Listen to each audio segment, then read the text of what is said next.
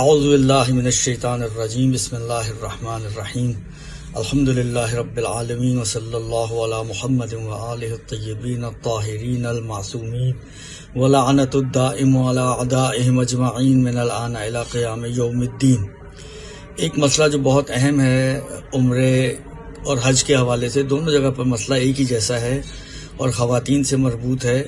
جو بہت زیادہ سوال کیا جاتا ہے، اور وہ یہ کہ اگر کوئی خاتون ٹیبلٹس وغیرہ یا کوئی بھی جو ہے سیفٹی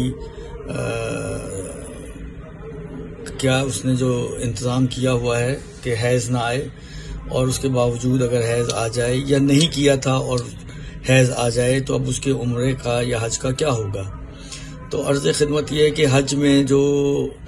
ابھی جو یہ مسئلہ یہ عمرے مفردہ کا ہے اور حج کے عمرے کا ہے، باقی حج کی کچھ احکام مختلف ہیں، وہ میں ابھی اس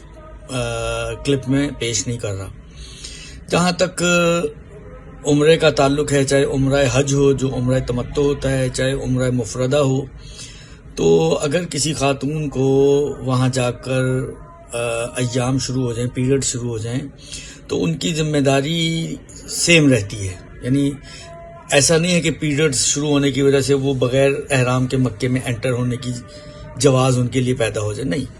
احرام کے بعد ہی وہ مکے میں داخل ہو سکتی ہیں۔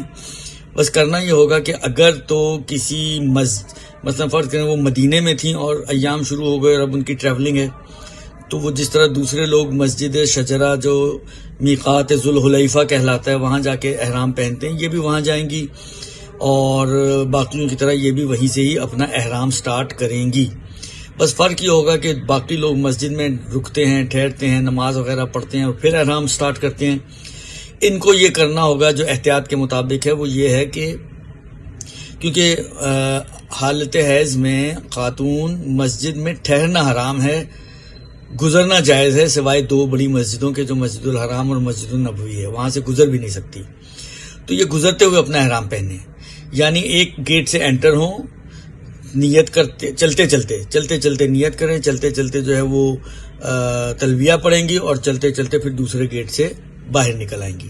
تو ان کا احرام سٹارٹ ہو جائے گا۔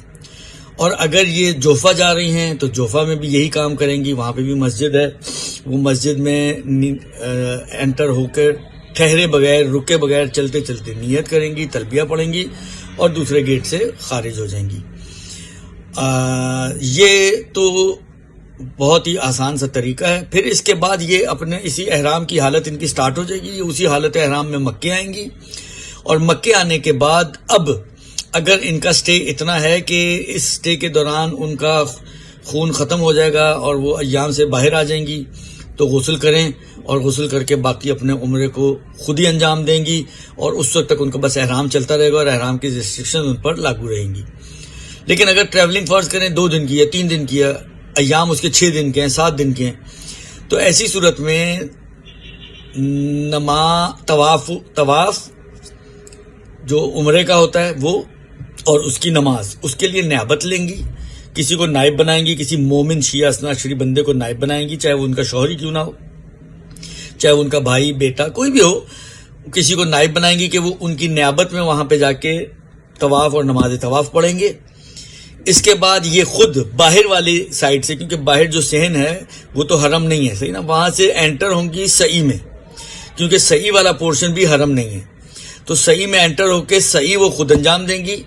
صفا سے مروہ، مروہ سے صفا، جب اینڈ مروہ پر ہوگا تو وہاں پر اپنی تقصیر خود کریں گی، اور تقصیر کرنے کے بعد عمرہ مفردہ میں کیونکہ ایک